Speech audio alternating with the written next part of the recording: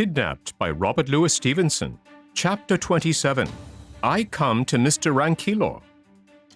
The next day it was agreed that Alan should fend for himself till sunset, but as soon as it began to grow dark, he should lie in the fields by the roadside near to Newhalls and stir for naught until he heard me whistling. At first I proposed I should give him for a signal the Bonny House of Airlie, which was a favourite of mine, but he objected that as the piece was very commonly known, any ploughman might whistle it by accident, and taught me instead a little fragment of a Highland air, which has run in my head from that day to this, and will likely run in my head when I lay dying. Every time it comes to me, it takes me off to that last day of my uncertainty, with Alan sitting up in the bottom of the den, whistling and beating the measure with a finger, and the grey of the dawn coming on his face. I was in the long street of the Queen's Ferry before the sun was up. It was a fairly built burgh, the houses of good stone, many slated, the town hall not so fine, I thought, as that of Peebles, nor yet the street so noble, but take it together, it put me to shame for my foul tatters. As the morning went on, and the fires began to be kindled, and the windows to open, and the people to appear out of the houses, my concern and despondency grew ever the blacker. I saw now that I had no grounds to stand upon, and no clear proof of my rights, nor so much as of my own identity. If it was all a bubble, I was indeed sorely cheated and left in a sore pass. Even if things were as I conceived, it would in all likelihood take time to establish my contentions, and what time had I to spare with less than 3 shillings in my pocket, and a condemned hunted man upon my hands to ship out of the country? Truly, if my hope broke with me, it might come to the gallows yet for both of us.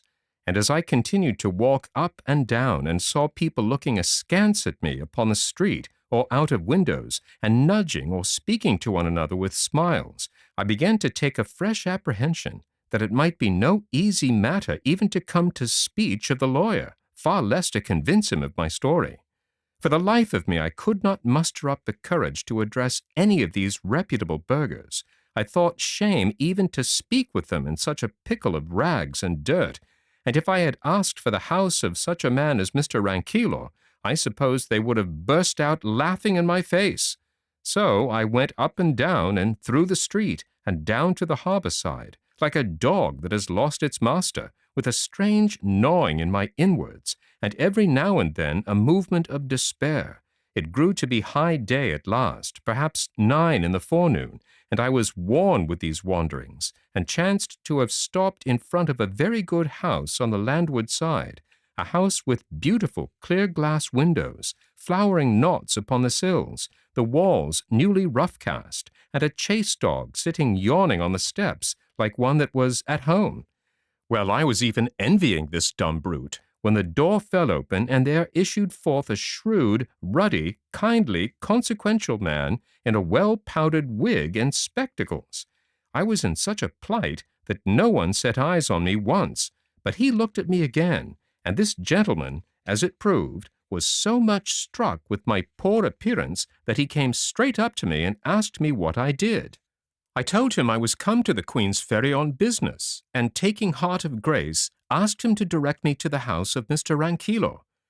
"Why," said he, "that is the house that I have just come out of, and for a rather singular chance, I am that very man."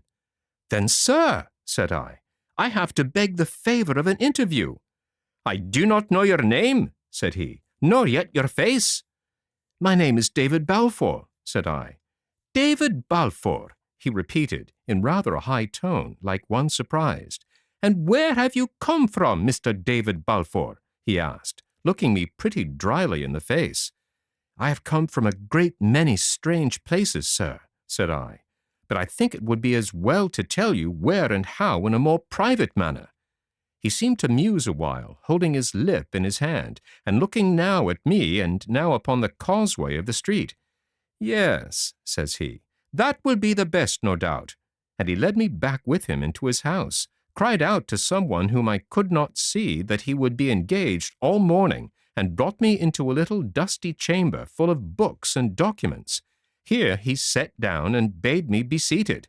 though I thought he looked a little ruefully from his clean chair to my muddy rags. "And now," says he, "if you have any business, pray be brief and come swiftly to the point. Nec gemino bellum Trojanum orditur ab ovo. Do you understand that?" says he, with a keen look. "I will even do as Horace says, sir," I answered, smiling, "and carry you in medias res." He nodded as if he was well pleased, and indeed his scrap of Latin had been set to test me. For all that, and though I was somewhat encouraged, the blood came in my face when I added, "I have reason to believe myself some rights on the estate of Shaws." He got a paper book out of a drawer and set it open before him. "Well," said he, but I had shot my bolt and sat speechless. Come, Mr. Balfour," said he, "you must continue. Where were you born?" "In Essendine, sir," said I. "The year 1733, the 12th of March." He seemed to follow this statement in his paper book, but what that meant I knew not. "Your father and mother?" said he.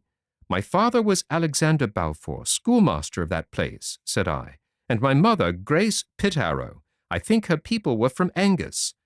"Have you any papers proving your identity?" asked Mr. Rankeillor. "No, sir," said I, "but they are in the hands of Mr. Campbell, the minister, and could be readily produced. Mr. Campbell, too, would give me his word, and for that matter, I do not think my uncle would deny me." "Meaning Mr. Ebenezer Balfour?" says he. "The same," said I. "Whom have you seen?" he asked. "By whom I was received into his own house," I answered. "Did you ever meet a man of the name of Hoseason?" asked Mr. Rankeillor.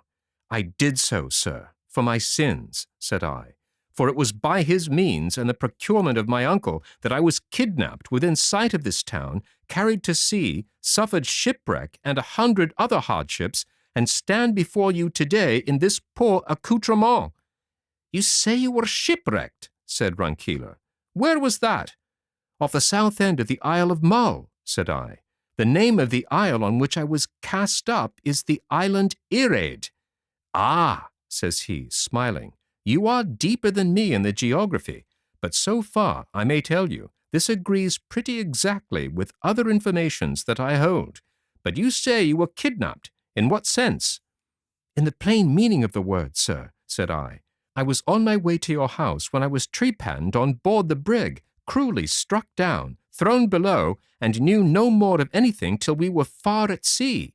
I was destined for the plantations, a fate that in God's providence I have escaped." "The brig was lost on June the 27th, says he, looking in his book. "And we are now at August the 24th. Here is a considerable hiatus, Mr. Balfour, of nearly upon 2 months. It has already caused a vast amount of trouble to your friends, and I own I shall not be very well contented until it is set right." "Indeed, sir," said I, "these months are very easily filled up, but yet before I told my story I would be glad to know that I was talking to a friend." "This is to argue in a circle," said the lawyer. "I cannot be convinced till I have heard you. I cannot be your friend till I am properly informed. If you were more trustful, it would better befit your time of life. And you know, Mr. Balfour, we have a proverb in the country that evildoers are aye evil dreaders." "You are not to forget, sir," said I, "that I have already suffered by my trustfulness, and was shipped off to be a slave by the very man that, if I rightly understand, is your employer." All this while I had been gaining ground with Mr. Rankeillor, and in proportion as I gained ground, gaining confidence. But at this sally, which I made with something of a smile myself, he fairly laughed aloud. "No, no," said he, "it is not so bad as that. Fui non sum. I was indeed your uncle's man of business, but while you, imberbis juvenes custode remoto, were gallivanting in the west, a good deal of water has run under the bridges, and if your ears did not sing, it was not for lack of being talked about. On the very day of your sea disaster, Mr. Campbell stalked into my office, demanding you from all the winds. I had never heard of your existence, but I had known your father, and from matters in my competence to be touched upon hereafter, I was disposed to fear the worst. Mr. Ebenezer admitted having seen you, declared what seemed improbable, that he had given you considerable sums, and that you had started for the continent of Europe, intending to fulfill your education, which was probable and praiseworthy. Interrogated how you had come to send no word to Mr. Campbell, he deponed that you had expressed a great desire to break with your past life, further interrogated where you now were, protested ignorance, but believed you were in Leyden. That is a close sum of his replies. I am not exactly sure that any one believed him, continued Mr. Rankeillor with a smile, and in particular he so much disrelished me expressions of mind that, in a word, he showed me to the door. We were then at a full stand. For whatever shrewd suspicions we might entertain, we had no shadow of probation. In the very article comes Captain Hoseason with the story of your drowning, whereupon all fell through with no consequences but concern to Mr. Campbell, injury to my pocket, and another blot upon your uncle's character, which could very ill afford it. And now, Mr. Balfour, said he, you understand the whole process of these matters, and can judge for yourself to what extent I may be trusted. Indeed, he was more pedantic than I can represent him, and placed more scraps of Latin in his speech, but it was all uttered with a fine geniality of eye and manner which went far to conquer my distrust. Moreover, I could see he now treated me as if I was myself beyond a doubt, so that first point of my identity seemed fully granted. Sir, said I, if I tell you my story, I must commit a friend's life to your discretion. Pass me your word, it shall be sacred, and for what touches myself, I will ask no better guarantee than just your face. He passed me his word very seriously. But, said he, these are rather alarming prolocutions, and if there are in your story any little jostles to the law, I would beg you to bear in mind that I am a lawyer and pass lightly. Thereupon I told him my story from the first, he listening with his spectacles thrust up and his eyes closed, so that I sometimes feared he was asleep. But no such matter. He heard every word, as I found afterward, with such quickness of hearing and precision of memory as often surprised me. Even strange, outlandish Gaelic names, heard for that time only, he remembered and would remind me of years later. Yet when I called Alan Breck in full, we had an odd scene. The name of Alan had of course rung through Scotland, with the news of the Appin murder and the offer of the reward, and it had no sooner escaped me than the lawyer moved in his seat and opened his eyes. I would name no unnecessary names, Mr. Balfour, said he, above all of Highlanders, many of whom are obnoxious to the law. Well, it might have been better not, said I, but since I have let it slip, I may as well continue. Not at all, said Mr. Rankeillor. I am somewhat dull of hearing, as you may have remarked, and I am far from sure I caught the name exactly. We will call your friend, if you please, Mr. Thompson, that there may be no reflections, and in future I would take some such way with any Highlander that you may have to mention, dead or alive. By this I saw he must have heard the name all too clearly, and had already guessed I might be coming to the murder. If he chose to play this part of ignorance, it was no matter of mine, so I smiled and said it was no very Highland-sounding name, and consented. Through all the rest of my story, Alan was Mr. Thompson, which amused me the more, as it was a piece of policy after his own heart. James Stewart, in like manner, was mentioned under the style of Mr. Thompson's kinsman. Colin Campbell passed as a Mr. Glenn, and to Clooney, when I came to that part of my tale, I gave the name of Mr. Jameson, a Highland chief. It was truly the most open farce, and I wondered that the lawyer should care to keep it up. But, after all, it was quite in the taste of that age, when there were two parties in the state, and quiet persons, with no very high opinions of their own, sought out every cranny to avoid offence to either. Well, well, said the lawyer, when I was quite done, this is a great epic, a great odyssey of yours. You must tell it, sir, in a sound Latinity, when your scholarship is riper, or in English, if you please, though for my part I prefer the stronger tongue. You have rolled much, quae regio in terris. What parish in Scotland, to make a homely translation, has not been filled with your wanderings? You have shown besides a singular aptitude for getting into false positions, and, yes, upon the whole, for behaving well in them. This Mr. Thompson seems to me a gentleman of some choice qualities, though perhaps a trifle bloody-minded. It would please me none the worse if, with all his merits, he were soused in the North Sea, For the man, Mr. David, is a sore embarrassment, but you are doubtless quite right to adhere to him. Indubitably, he adhered to you.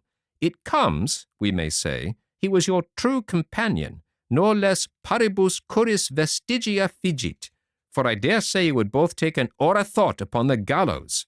Well, well, these days are fortunately by, and I think, speaking humanly, that you are near the end of your troubles.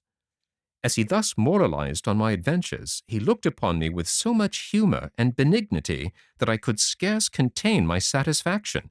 I had been so long wandering with lawless people, and making my bed upon the hills and under the bare sky, that to sit once more in a clean covered house, and to talk amicably with a gentleman in broadcloth, seemed mighty elevations. Even as I thought so, my eye fell on my unseemly tatters, and I was once more plunged in confusion. But the lawyer saw and understood me. He rose, called over the stair to lay another plate, for Mr. Balfour would stay to dinner, and led me into a bedroom in the upper part of the house. Here he set before me water and soap, and a comb, and laid out some clothes that belonged to his son. And here, with another apposite tag, he left me to my toilet.